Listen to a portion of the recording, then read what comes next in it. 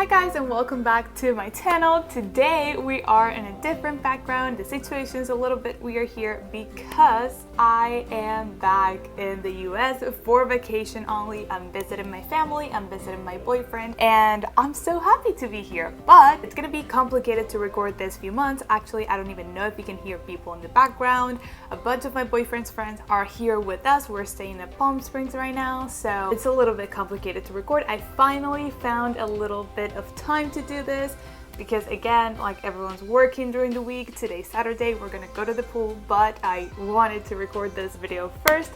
So here we are. I am so excited again to be here in the US. So I wanted to tell you guys the story of how I got here, how was my trip, how was everything, because I did vlog it for my Spanish channel, but I didn't do it for this channel. I think I'll be leaving some clips in this video, but I will do it more as a story time rather than a vlog. So on November 3rd, the election day, I got great news. I got a ticket on the first commercial flight that was going out of Venezuela. My travel agent is the best. He literally was calling me every single week since like April, because I was supposed to come to the US in May for a conference and again to visit my family. He literally put me in the very first plane that was getting out of Venezuela. It was going to Dominican Republic. I was really not sure if I was gonna make it or not, but on November 6th, I had 2 days to pack all of my stuff, like whatever I wanted to bring here, and it was 2 very stressful days because it was just a lot going on.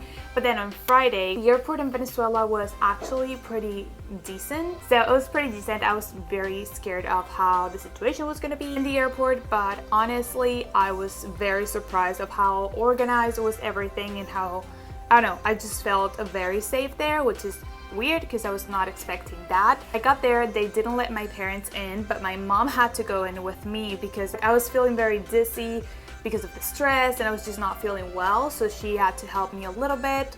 So I check in and they send me, this was a new part of the process in the airport, so they send me with the National Guard, the National Police to, I don't know, I guess interrogate me or just to like make some questions and stuff. So they actually, that was the most uncomfortable part of the trip in Venezuela, because these guys were just asking me like, hey, where do you live? How old are you? Oh my god, you look so young.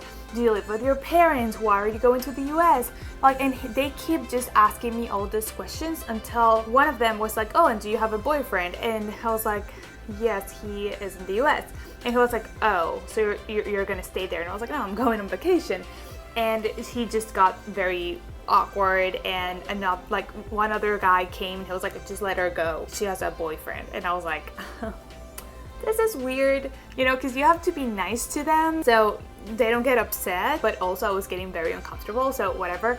Then I was ready to check in my bag and they made me switch everything from one bag to another, which made no sense. Honestly, that was just a little bit complicated, because then in Dominican Republic they made me switch it back to how I had it originally. Whatever. So in Venezuela, that was it. The flight was on time, everything was good, everyone was wearing masks and the shield, like face shields, which was very nice, and the flight was just fine. I think, I don't know if this was because it was the very first flight. If you guys have traveled during this past 2 weeks, I would love to hear how it is going, if the flights are still on time, if the service is still good, because, you know, that was the very first one, so I'm guessing they had a lot of pressure on that flight to be fine and to just work perfectly. So I got to the Dominican Republic and that was a little bit more disorganized. The airport was good. Actually, the lady that helped me there, because I had to switch my flight, because she was like, no, there's a flight leaving in 30 minutes to Miami, we can switch it to that plane and you get there earlier. And I was like, okay, perfect. And she was super nice. She helped me with my suitcase. As I said before, I had to switch everything from my check-in bag to my carry-on because one was too heavy and I would have to pay like $100 for extra weight. It was just, I had to do all this in like 30 minutes and like board and the new plane and everything, but it was good. I thought I was gonna have to stay in Dominican Republic for like 6 or 7 hours, which was a long time for me. Like, I was really tired already because of all the stress. I had to wake up at 4:30 in the morning to get on time to the airport. My flight was at 9 a.m. So it was just a lot going on and I was just stressed because traveling in the middle of a pandemic was just complicated. You know, I've been so careful and even paranoid about the pandemic. So I was just very stressed about having to travel and be in a plane with a lot of people that I don't know if they were sick or not. And I brought everything. Like I had rubbing alcohol, I had my face mask, I had 2 extra face masks to make sure if something happened I had a different one, and my shield and everything. I have gloves. So I was very, very protected the whole time because I didn't want to get too exposed. Like, you're already traveling, you're already exposed to the virus somehow if like someone else has it. But I just wanted to be as safe as possible. Anyways, in Dominican Republic, everything was so quick that I didn't even have time to get a snack or anything. I got into the plane. It was a 2.5 hours of flight to Miami. I've never been to Miami in my life. I've never been to the Miami airport. Well, maybe when I was 5 or 4 years old, I did. But besides that, I don't really remember being in the Miami airport or in Miami. It was very stressful. So in Miami, I had to go through immigration, which I was okay. Like, I was nervous because I'm always nervous about it. But, and just because like they can get really mean. And I was just, how can I say this? Like, I was feeling fine because I've done this 1,000 times. I've always been here legally when I was a tourist before, when I was a student, when I was under my OPT program. Like, I've always done everything legally. So I was like, it's fine. Like, I'm just coming to visit my family, so I don't see why there could be an issue. Oh, big mistake. So when I'm in Miami, this guy starts asking the regular questions. Where are you coming? For how long are you staying? I already have my ticket back to Venezuela. And I say, yeah, my brother might still live here. And he goes like, oh, what does your sister do? So I tell him what my sister does. And I'm trying to speak in English and he keeps asking me questions in Spanish. So I was like, well, okay, obviously he don't want me speaking English. Let's do this in Spanish. I tell him what my sister does in Spanish, which I think doesn't translate well to English, or he didn't knew what it was. It's a type of engineering. So he was like, what is that? I was like trying to explain to him in Spanish, but obviously he doesn't speak Spanish very well, but he keeps trying, so it gets a little bit confusing. I don't know, I was just trying to explain where my sister works. I told him like where it was, the name of the company, what she does, and he goes like, well, so is she an illegal immigrant? And I was like, no, I'm telling you where she works. Like, you can actually check the company and like see what she does. And he goes like, well, but is she illegal? And I was like, no, like he keeps asking me this and I'm like, no. And he's like, well, you know what? We'll have to take you to the office. And I'm like, okay, my dear American people here. The office is not a fun place. I've never been there before, but obviously I've heard about it. I've been lucky enough that they never take me there. It's like a little, again, office, like a little room where they put people that they need to interrogate a little bit more to see if they let you in or not. Obviously they have to be careful with who they let in, which totally makes sense, but they also, if you are with someone that is just not in a good mood, they can not let you in. So it's terrifying, to be honest. I was like, I want to spend the holidays with my family. What's wrong with that? I go into the office as calm as I can be. They take my passport away from me. They didn't take my phone. They didn't take my suitcase. They didn't take anything away from me. They just told me to sit and wait there. So I was fine. I've heard of people that they take their phones away, but they didn't do this to me. Honestly, I could have gave them my phone and it would be like text to my brothers like, hey, what time are you picking me up at the airport? I'm so excited to see you. So I go into the office and the guy that takes me there was very rude as well. Like, they were not nice to me at all. And this is not something I've experienced before. So I get into the room and I see a third guy. This guy was very nice. Honestly, he asked me the same questions. What was I doing there? For how long I was staying?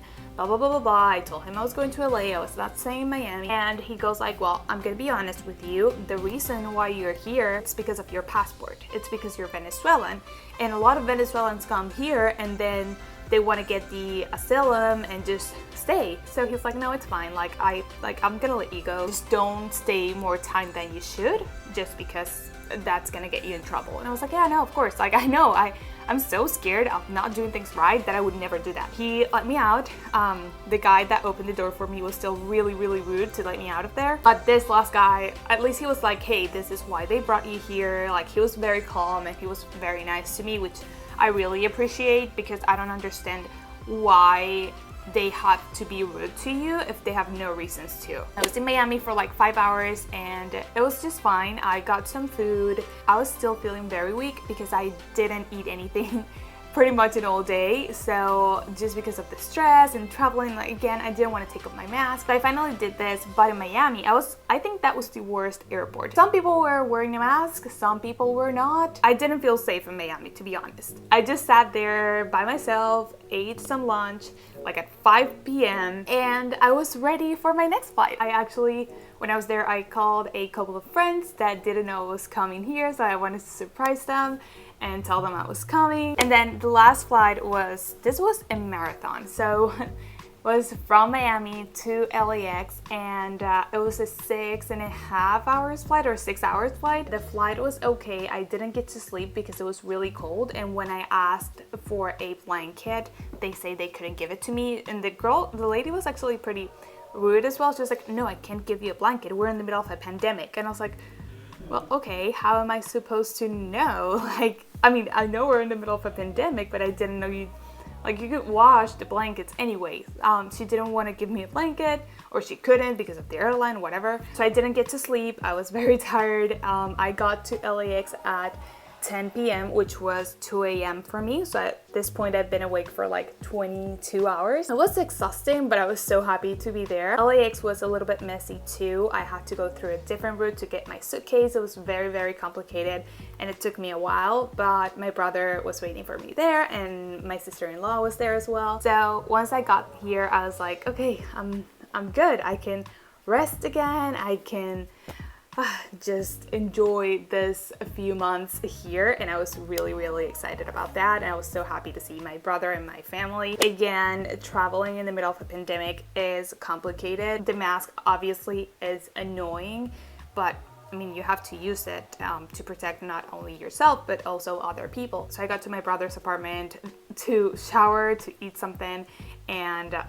honestly just rest because I was exhausted. That was the whole trip. Again, I've got so many questions on my Instagram about like, why are you there? Are you staying like forever? No, I'm not. I am as a tourist right now, and I'm visiting my family for the holidays and just staying a couple of months, but I'm very happy to be here. I'll try to vlog as much as I can. Christmas is coming. I don't think I'll do vlogmas or anything like that, but I will try to upload more consistently during the holidays for sure. Here, I could tell another story time of how different things are here compared to Venezuela related to the pandemic. But in general, I felt pretty comfortable. I'm still being super cautious and just being as safe as I can be because like cases are rising like crazy in the US, so I'm still being super careful. So yeah, that's the story of today. I hope you guys enjoyed it. If you did, please give this video a thumbs up and subscribe if you haven't already. And yeah, I hope I see you guys very, very soon in the next video.